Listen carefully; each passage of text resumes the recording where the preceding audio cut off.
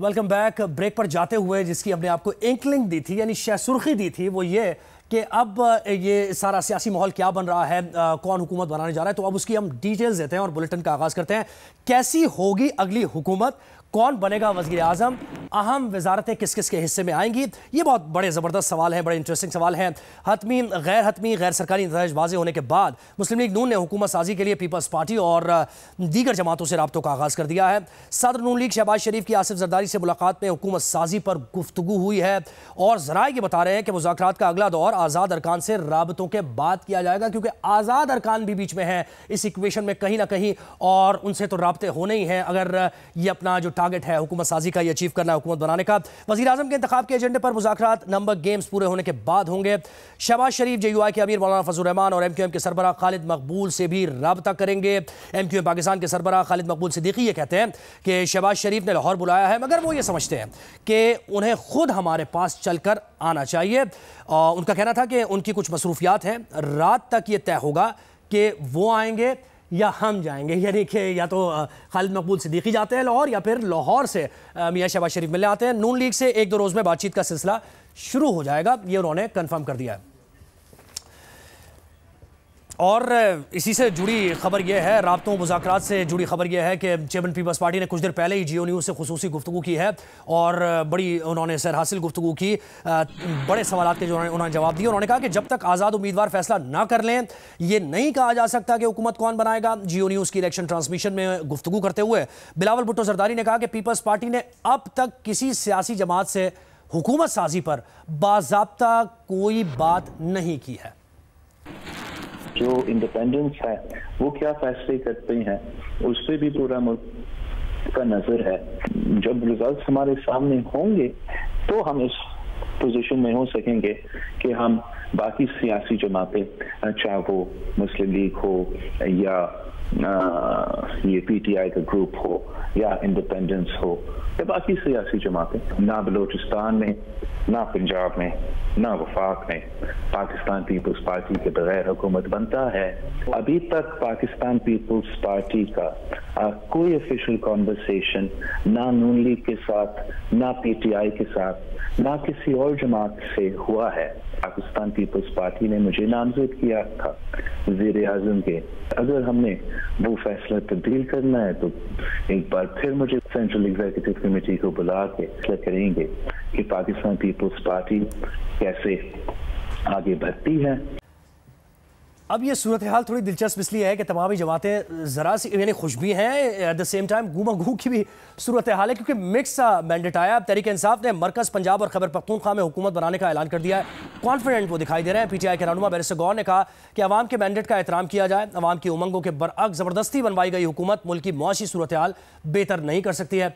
Barrister गौर ने तमाम हल्कों के नताइज फॉर्म 45 के मुताबिक बनाने का भी मुतालबा किया है। और जमात इस्लामी भी इस ये जो इलेक्शन नताइज आए हैं इस पर बड़े शुकूक व शुबात तहफ़्फ़ुज़ात का उन्होंने इजहार किया है और वो भी कानूनी रास्ता इख्तियार करने का उन्होंने कहा है। अमीर जमात इस्लामी कराची हाफिज़ नईम उर रहमान ये कहते हैं कि कराची से MQM नहीं तहरीक इंसाफ और जमात इस्लामी जीती है। इलेक्शन कमीशन के सूबाई दफ्तर के बाहर जमात इस्लामी और तहरीक इंसाफ के एहतजाजी मुजाहरे से खिताब में हाफिज़ नईम उर रहमान ने कहा कि फॉर्म 45 के मुताबिक MQM को कौमी असम्बली की किसी नशिस्त पर भी 10,000 वोट भी नहीं मिले हैं। ये दावा किया है अमीर जमात इस्लामी कराची हाफिज़ नईम उर रहमान ने। फॉर्म 45 के मुताबिक ये आजाद उम्मीदवार जीते हैं जिन्हें PTI की हिमायत हासिल है या जमात इस्लामी जीती है, कोई और पार्टी नहीं जीती है। ये क्या तमाशा है? एक को 8 दे दो, एक को 14 दे दो, हैदराबाद से 2 दे दो। रिजल्ट हमारे पास है, फॉर्म 45 हमारे पास है और इस फॉर्म 45 के मुताबिक पूरे शहर की 22 कौमी असम्बली और 47 सूबाई असम्बलियों में किसी कौमी असम्बली में MQM के वोट 10,000 भी नहीं है। किसी सूबाई असम्बली में 5,000 भी नहीं है। शहरियों तुम्हें मुबारक हो, तुमने इन दहशतगर्दों को, बदलाखोरों को शिकस्त दे दी है।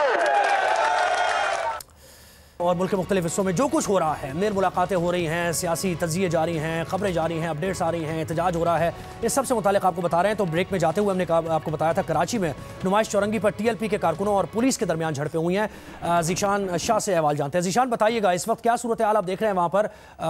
कुछ कंट्रोल करने की कोशिश की जा रही है? जी देखिए, बिल्कुल TLP की जानिब से एक एहतजाजी कॉल दी गई थी जिसके अंदर नुमाइश सिग्नल से रैली की सूरत में वहाँ पे जमा होना था और वहाँ से इलेक्शन कमीशन की जानिब उन्हें मार्च करके एहतजाज करना था। तहम ऐलान के फौरन बाद पुलिस की भारी नफरी नुमाइश सिग्नल पर पहुंच गई। जो ही चंद लोग वहाँ पर पहुंचे, पुलिस ने उनको रोका। तहम थोड़ी सी झड़प की सूरत में इब्तदाई तौर पर 5 अफराद को नुमाइश सिग्नल से गिरफ्तार किया गया। तहम उसके बाद में जितने भी कारकुनान थे वो नश्तर पार्क और सोल्जर बाजार की जानिब जमा होना शुरू हुए, जिसके बाद में पुलिस की भारी नफरी ने वहाँ का रुख किया। वहाँ पे शेलिंग भी हुई और शेलिंग के नतीजे में तकरीबन 10 अफराद को गिरफ्तार किया गया और जितना भी क्राउड जमा हुआ था वो शेलिंग के बाद में मुंतशिर हो गया। पुलिस की नफरी ताहाल क्योंकि तो मौजूदा पुलिस अफसरान का कहना है कि रैली निकालने की कोई इजाजत क्योंकि नहीं ली गई है तो उनको अलाउ नहीं किया जाएगा। तो हम दूसरी जानिब पुलिस वक्तन फवक्तन नुमाइश से लेके सोल्जर बाजार और मुख्तलिफ गलियों में भी इस वक्त गश्त कर रही है और पुलिस की भारी नफरी ताहाल तैनात है। जी जीशान शाह हमें डिटेल्स दे रहे थे और कराची में सूरत हाल नुमाइश चौरंगी पर पेश आई है जहां पर TLP के कारकुनों और पुलिस के दरमियान झड़पें हुई हैं। पुलिस ने TLP के कारकुनों को मुंतशिर करने के लिए शेलिंग भी की है। तो जैसे कि हमने आपको बताया कि मुख्तलिफ जगहों पर पोलिंग का अमल बड़े पुरसुकून माहौल में हुआ और कुछ इक्का दुक्का वाक़यात हुए, लेकिन इसके बाद आज की जो सूरत हाल है उसमें कहीं कहीं जैसे कराची में हमने आपको बताया कि TLP के कारकुन और पुलिस के दरमियान कुछ झड़पें हुई हैं, शेलिंग भी हुई। आप ये मनाजिर देख रहे हैं स्क्रीन पर। पुलिस ने सूरत हाल को कंट्रोल करने के लिए शेलिंग भी की है और लोगों को मुंतशिर करने की कोशिश की जा रही है और दूसरी तरफ TLP के कारकुनान हैं। जैसे जैसे सूरत हाल से मुताल्लिक़ अपडेट मौसूल होंगी आपको आगाह करते रहेंगे। अभी आगे बढ़ते हैं और आपको बताएं कि बानी PTI ये कहते हैं कि 8 फरवरी से पहले जो हो गया वो हो गया, अब अवाम के मैंडेट का एहतराम किया जाए। बानी PTI के वकील उमर नियाजी ने अडियाला जेल में साबिक वज़ीर आज़म से मुलाकात के बाद कहा कि बानी PTI ने यह पैगाम मुल्क के सबसे बड़े इदारे को दिया है। क्या कहा उमर नियाजी ने, सुनिए ज़रा। मुझे इमरान खान साहब से मिलके सबसे पहले तो ये खुशी हुई कि मुझे लग रहा था कि वो ताज़ा जिम करके और एक्सरसाइज करके और नहा के आ रहे थे, बड़े फ्रेश थे, बड़े अच्छे मूड में थे। और सबसे जो इम्प्रेसिव बात थी, he was very well informed. He exactly knows what is going on, he exactly knows how the elections took place.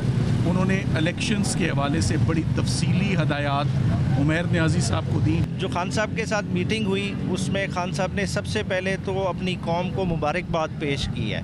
उन्होंने कहा है कि कौम वाकई जो है ना जमहूरियत के साथ खड़ी हुई और नज़रिए के साथ खड़ी हुई। जिस अंदाज में वोट कास्ट किया गया PTI की फेवर में वो अनप्रेसिडेंटेड था। ये 1970 वाले इलेक्शन की भी उसको क्रॉस कर गया है और इस पर उन्होंने बार बार रिपीटेडली मुबारकबाद कौम को पेश की। और जिस तरह का मैंडेट PTI को दिया गया है, इंशाअल्लाह ताला PTI मरकज़ में, KPK में और पंजाब में गवर्नमेंट बनाएगी। दूसरी जो बड़ी बात खान साहब ने की आज की, उन्होंने मुल्क के सबसे बड़े प्राइम इदारे से अपील की कि खुदारा अब जो कुछ पहले हो गया। ये देखें, कौम ने मैंडेट एक दिया है, वो मैंडेट रिस्पेक्ट होना चाहिए, वो हर तरह से रिस्पेक्ट होना चाहिए। कौम के मैंडेट के साथ जो 9 फरवरी के बाद हो रहा है वो नहीं होना चाहिए किसी तरह से भी। तो ये देखा आपने, तमाम ही जमातें अब दावा भी कर रही हैं और कोशिश कर रही हैं कि वो जिस मकसद के लिए जैसे हमने कहा था कि इंतखाबात में उन्होंने हिस्सा लिया है तो वो मकसद भी किसी सूरत पूरा हो। हमारा मकसद ये है कि आपको मुसलसल अपडेट करते रहें। Welcome back. ब्रेक के दौरान एक खबर आई, बड़ी इंपॉर्टेंट खबर जिसके बारे में सब सुनना चाहते हैं। वो खबर क्या है? खबर यह है कि सदर मुस्लिम लीग नून शहबाज शरीफ और आसिफ जरदारी के दरमियान जो कल मुलाकात हुई है उसकी तफसीलात सामने आ गई हैं। आसिफ अली जरदारी और शहबाज शरीफ के दरमियान गुज़श्ता रोज़ की मुलाकात की अंदरूनी कहानी क्या है ये आज़म मलिक से हम जानते हैं। आज़म बताइए, राब्ता तो हुआ था, मुलाकात हुई, मुलाकात में क्या मामलात ज़ेर गौर आए? जी बिल्कुल, गुज़श्ता रोज़ आम इंतखाबात के बाद हुकूमत साजी के मामलात पर आसिफ अली जरदारी और शहबाज शरीफ के दरमियान जो मुलाकात हुई उसमें इसहाक डार शहबाज शरीफ के हमरा थे, जबकि आसिफ अली जरदारी के साथ उनके बेटे बिलावल भुट्टो भी इस मौका पर मौजूद थे। दोनों जमातों के रहनुमाओं ने इलेक्शन मुहिम के दौरान एक दूसरे पर तनकीद पर गिले शिकवे किए। शहबाज शरीफ का कहना था कि पीपल्स पार्टी की क़यादत ने उन पर बेजा तनकीद की, जिस पर आगे उन्होंने आपस में ये तय किया कि जमहूरियत में इस्तेहकाम के लिए मिलकर फार्मूला तय करना होगा। दोनों जमातों ने अपने अपनी रहनुमाओं से मुशावरत के लिए वक्त मांगा और उम्मीद की जा रही है इतवार के रोज इन पीपल्स पार्टी और नून लीग के रहनुमाओं की फिर एक मुलाकात होगी। जी जी जी जी बिल्कुल, बड़ी अहम ये मुलाकात हुई है और अभी तो ये राब्ते और मुलाकात शुरू हुई है। इसकी अंदरूनी कहानियाँ जैसे जैसे और मज़ीद वजाहत से आएंगी तो वो बताते रहेंगे। आज़म, बहुत शुक्रिया आपका। अभी वक्त हमारे पास कम है। NA-58 चकवाल के इंतखाबी नताइज के खिलाफ तलागंग में एहतजाज हुआ है। इस दौरान मुजाहिरीन पर शेलिंग भी की गई है, जिसके बाद तलागंग में मुजाहिरीन ने सड़क दोबारा ब्लॉक कर दी है। मनाजिर आप देख रहे हैं। NA-58 चकवाल के इंतखाबी नताइज के खिलाफ तलागंग में एहतजाज हुआ है, उसके मनाजिर ये नजर आ रहे हैं आपको।